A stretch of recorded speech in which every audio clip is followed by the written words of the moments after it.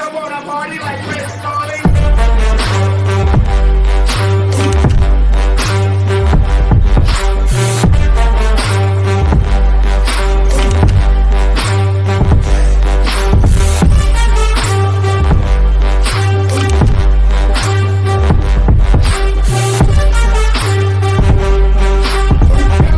Keep no shrooms in my dressing room.